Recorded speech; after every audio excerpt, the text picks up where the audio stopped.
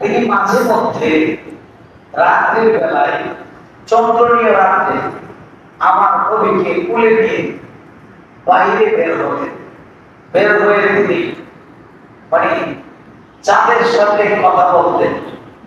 তিনি বলতেন, ও চাঁদ তুমি কি সুন্দর, তোমার সৌন্দর্যটাও আমার ভাই মুহাম্মদ সাল্লাল্লাহু আলাইহি ওয়াসাল্লামের কাছে তুচ্ছ।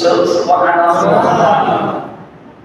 নবী অনেক ছোট তো আমার রাসূলকে কোলে নিয়ে হযরত সাইমা রাদিয়াল্লাহু তাআলা বাইরে ছাদের সাথে বলতেন, সান তোমার কি গুণ আছে?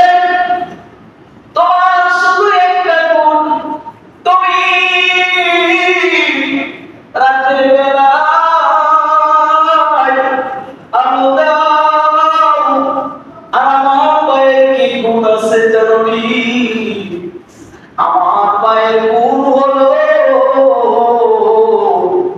আমার মা যখন জীর্ণ শীর্ণ ছিল, আমার মায়ের কোলে যখন আমার ভাই মুহাম্মদ সাল্লাল্লাহু আলাইহি ওয়াসাল্লাম আসলেন, তখন আমার মায়ের জীর্ণ শীর্ণতা দূরীভূত হইয়া আমার মা পুষ্ট হয়ে গেল। সুবহানাল্লাহ।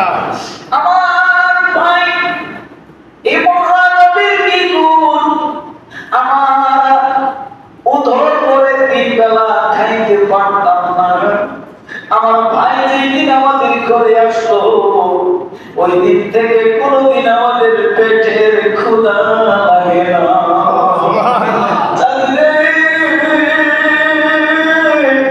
ও চাঁদ, তোর দিকে তাকাইলে পেটের ক্ষুধা নিবারণ হইলা। আমার ভাই মুহাম্মদ সাল্লাল্লাহু আলাইহি ওয়াসাল্লামের দিকে তাকাইলে আমাদের পেটের খিদা নিবারণ হইয়া যায়।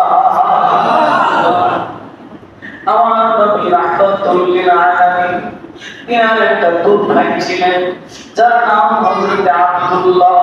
এই আব্দুল্লাহ বলেন ওনার মাকে, মা শোনো, ও মা শোনো, মা আমি অনেক সময় দেখতাম আমার ভাই যখন আমার সাথে ওই বকরিটা চালিয়ে করার জন্য মাটির মধ্যে যাইতেন, আমি দেখতে পাইতাম মরুভূমির এই রৌদ্রের উত্তপ্ত রৌদ্রের মধ্যে কোনো ছায়া পড়তো না, কোনো ছায়া ছিল না।